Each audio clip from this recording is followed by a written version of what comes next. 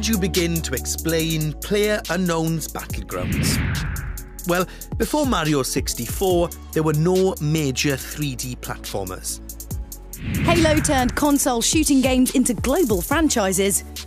Grand Theft Auto made open worlds popular. And in the years to come, PUBG will be remembered for bringing battle royale games to the mainstream. So how does something that seems like quite a simple gaming concept go from a niche community to the hottest game in the world right now? Well, to figure it out, we've come to Seoul in South Korea to track down the brains behind it all. Yes, the very mysterious PlayerUnknown himself.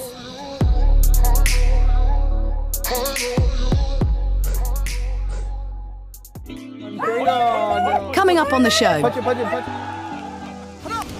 Living on the dole. About a week later, I moved full-time to Seoul.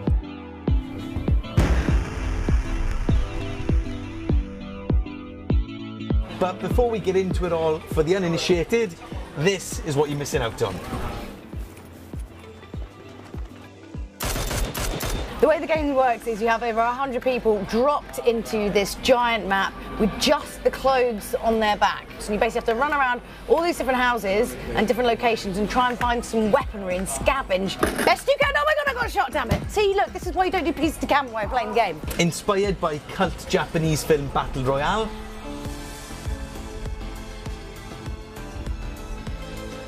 and the Hunger Games films. Make sure they remember you. The idea is to take out everybody else on the island and be the last man or woman standing. As you're playing the game, the map starts to get smaller and smaller and smaller. And before PUBG came along, not an awful lot of people had actually tried it. Now, usually big blockbuster titles are developed by massive teams of people, but the story behind this one is a bit different. And this is where the magic happens. A new studio called PUBG Corp is where the game was turned into a global smash hit. More than 20 million copies sold on PC, up to 3 million people playing at any given time, and a top 5 UK release on the Xbox. And it all started in the mind of this man, PlayerUnknown himself. I was in Brazil. I moved there for the love of a beautiful woman. And, As you do. Yeah, and we got married and divorced about 2 years later. It just didn't work out. We were just wrong for each other. And then I was in Brazil, basically bored and trying to save to come home, and discovered Arma 2 and discovered DayZ mod, and that kind of reignited my love of gaming, because here was a game that there was no rules. There were rules of the world, but that was it. You could do whatever the hell you want. Whatever story you wanted to tell, you could tell it. And I fell in love with that kind of game. And obviously, you know, not coming from a kind of gaming background, how difficult was it to kind of jump into that? I understood it. I was a web developer as well, so I kind of understood how the code was written. So I kind of started breaking into other mods and kind of seeing, okay, how do they do this? And ooh, what did they do there? Exactly, and because Arma is all open and the modding community is very supportive, everything's there for you to use and to reuse and to learn from. So it wasn't that hard to jump into it, because ultimately I was just trying to make a game that I wanted to play. Modding is basically when games are tweaked and changed by the community that plays them to add new content. You download an app, watch some tutorials, and get stuck into a game's source code. Changes can range from small things like, well, updating the name of players in Pro Evo, adding new and, well, sometimes interesting new characters, and boosting graphics to create entirely new storylines and worlds to explore. It's something that happens more with PC games, but titles like Grand Theft Auto and Minecraft are making modding more relevant to console owners now as well. So I decided to move back to Ireland, living on the dole, basically, social welfare. And parents telling me, what the hell are you doing? And I was like, I'm making this free mode. I got an email from Chang Kim, our CEO and EP here, saying I've always wanted to make a Battle Royale game. They flew me out to Seoul, we talked with the team here, and about a week later I moved full-time to Seoul. If you look at like the biggest games in the last 10 years, 15 years, they're all mods. You know, Dota, CSGO, League even, they're all kind of modifications or someone's passion project. So why is it so important for you to sort of continually kind of support mods and modding community, or is that something that you're No, because I want to find the next player unknown. I want to give some other kid or adult or whoever, you know, a chance to make their vision for a game, you know? And like, I would encourage anyone that's thinking about a game, try modding first. Helping Brendan turn his idea from a fun mod enjoyed by hundreds of players into a major console release was CH Kim, one of the men who enticed him to come to South Korea. 하나는 어쨌든 저는 이제 머릿속에 생각만 했던 사람이고 브랜드는 모드를 통해서 그 작은 커뮤니티와 함께 디벨롭먼트를 하고 있었기 때문에 분명히 그가 가진 노하우가 제가 그냥 머릿속에 생각한 것보다는 나을 것이다. 하지만 브랜드는 어쨌든 개발 팀이 있었던 건 아니기 때문에 저희의 개발 히스토리 그냥 역량과 합쳐지면 좋은 작품이 나올 수도 있겠다라는 생각을 한 게 첫 번째고요.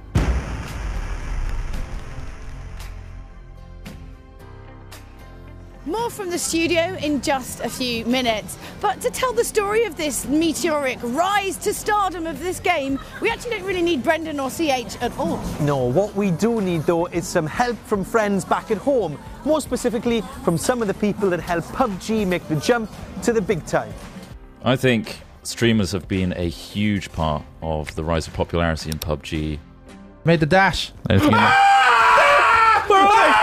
Oh, he's a dead man. I'm not addicted to this game. What are you talking about?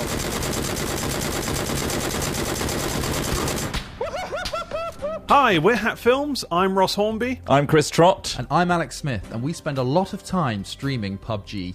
I just look how comfortable I am. Oh man. Oh, Jesus. Oh, Jesus. Ooh, I died. we're both down. Well, the first time we played it was maybe a month after it was released. Yeah. Once we started playing it, we could not stop, but there were a lot of bugs. Well, it was fun though. Yeah, and definitely. you could clearly see the appeal instantaneously, the idea of dropping in with 100 other people and starting from scratch every single game. It just sunk its hooks in immediately. Oh, you're losing control. Whoa! We're landing upside down. Oh, it's hurt me. All the little decisions that build up to these big moments are something that your audience can participate in. So every choice you make, every decision to pick up what piece of equipment or where to go on the map, you have time to allow your audience to interact with you at that level. You know, they can tell you what they think is best or what they think of the particular gun you've just picked up.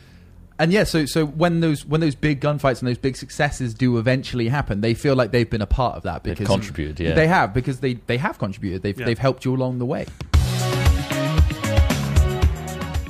Back at the studio in Seoul, and the team are still busy working on developing new content and keeping that momentum going.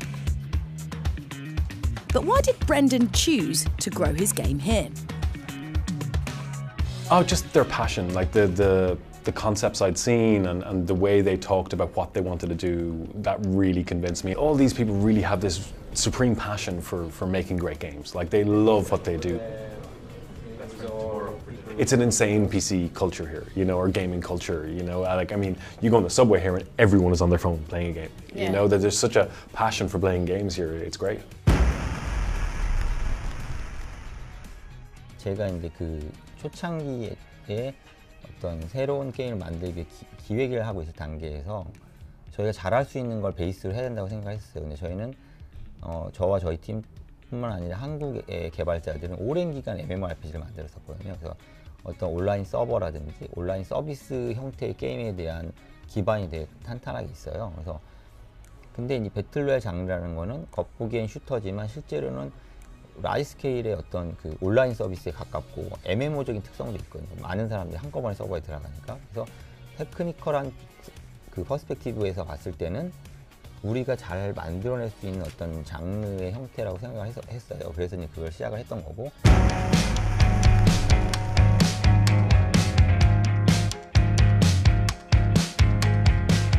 The move to Korea helped develop the game itself, but it takes more than word of mouth, or rather word of streamers, to make people want to play it. Marketing, advertising and promotion have been stepped up just like every other major console release.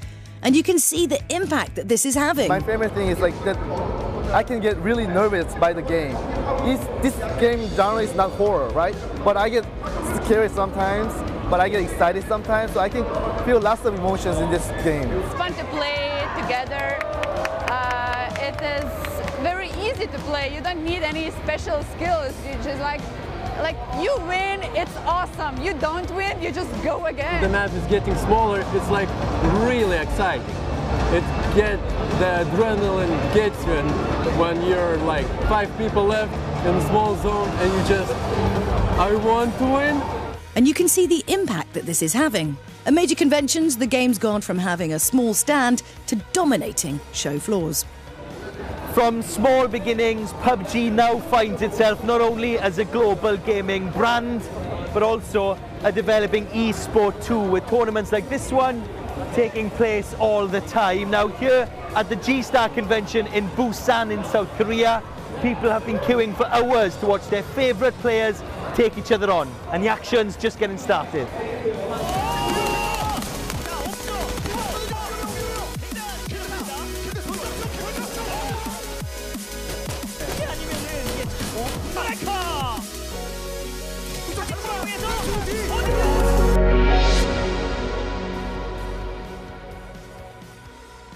I would like to preface this by saying these are not esports events. Okay, sorry, it's not. Although you are competitively playing an electronic game, technically that's esports. Just so we're. But the thing is, like, we see it all the time. Oh, esports ready, lol, right? And it's like we're not esports ready. We're not even like what we're doing with these events is really just testing formats. We believe that Battle Royale could be an amazing esport, but we have to get it right, and we have to build a great foundation for it to happen, and that takes time, you know. And figuring out the right format, figuring out how to do it, and you know, how to run these events that it gives, you know, the organisers enough airtime and the players feel that it's fair.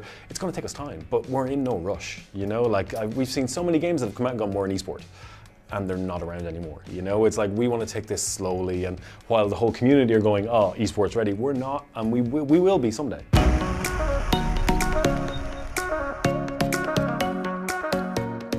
Since the game's much anticipated release on the Xbox, there have been plenty of teething problems. It is still part of the Xbox preview program, and so it's not the finished article yet, as it quite openly says when people start the game. Despite that, some players and critics have been disappointed by some performance issues. Low frame rates, clunky graphics and gameplay crashes are just some of the criticisms that have been levelled at the title's console version. It's not what they expect from a major release. However, despite that, the game still has fans coming back for more. The format's also caught the attention of the industry as a whole, and some others have made titles that, to put it diplomatically, are pretty similar to PUBG. Games like Fortnite and Paladins have introduced Battle Royale modes, and some Chinese games are barely distinguishable. It's always going to happen. You know, that's the way, like, you look at movies, you know, Armageddon came out and then 20 other comet movies came out afterwards. It's going to happen, but, you know, for us, well, for me, it's like, I want this genre to grow, right? And I believe for a genre to grow, you have to have new and interesting spins on the game mode, right? If it's just copycats all down the line, genre doesn't grow, people get bored, oh, it's the same, copy, copy, copy. So, you know, I just want other developers to, yeah, it's a battle royale, but try to put your own spin on it, and don't just lift things from us and go, whoa, well, they're popular, so let's just copy. You know, it's going to happen, but, you know, one thing we want to look into is, like, for example, there's no IP protection in gaming. You know, in movies, in music, there's IP protection, you know, that you really can protect your work. But in gaming, that doesn't exist yet. Sadly now, our time here at the PUBG offices is over. I mean, they do actually have to get a game out at some point, and me just whizzing around on the Segway is not really helping that. But it seems a missed opportunity, you know, to come all the way here and not play PlayerUnknown's Battlegrounds without the PlayerUnknown himself. So that's what we're going to go and do now. Where's mine? So the BBC has quite a strict 3-strike policy, and they said you're not allowed to do anything that involves core strength anymore, because it's dangerous. They can't get it signed off. That's not right. It's good for getting him going. Look at this, I'm not even, just barely using my fingers.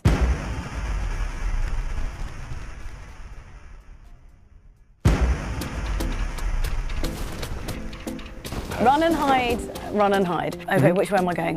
Into the house. Into the house. Like, what are some of the big kind of rookie errors?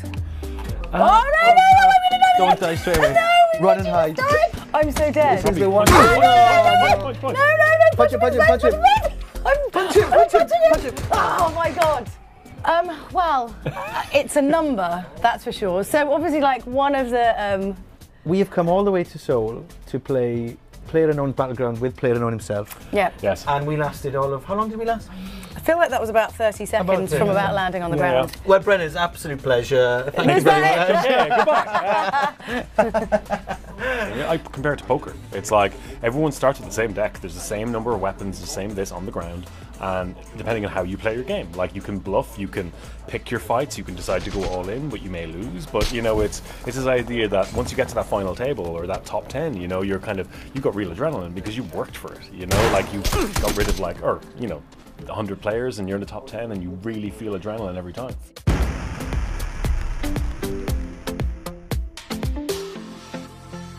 So that went well. Yeah, I mean, what you didn't see was the kind of 10 minutes of waiting around and then the 10 minutes before that where they were kind of running around, kind of setting up for, and let's be kind, 25 seconds 20 of actual gameplay. Okay, right, 20. So we've spent the day behind the scenes with one of the hottest properties in gaming. What do you take away from the experience then, Jules? Well, I'm quite inspired after meeting Brendan, I have to say. I mean, you've got a guy who, you know, was doing nothing to do with gaming. He just had this passion project, stuck with it. Everything he's learned, lest we forget, was all on-the-job training. And then he's had this incredible success. And you know what? It just goes to show that anything is possible at the moment, even in games. I feel like I need a side hustle. For me, though, I think this can't be the end of the story. They've done really well to get this far, sell all the copies they've sold, have so many players. But what's next? You know, they're competing with the big dogs now, and I know they're working really hard in the studio. You can see that, trying to develop the concept and keep gamers coming back for more. Should we go and have a chicken dinner? I did see some crabs over there. Do you want crabs? Oh, we didn't win, did we? Suppose we can't have a chicken dinner. Does that mean you have to have crabs? No, it's got crabs in it. Oh.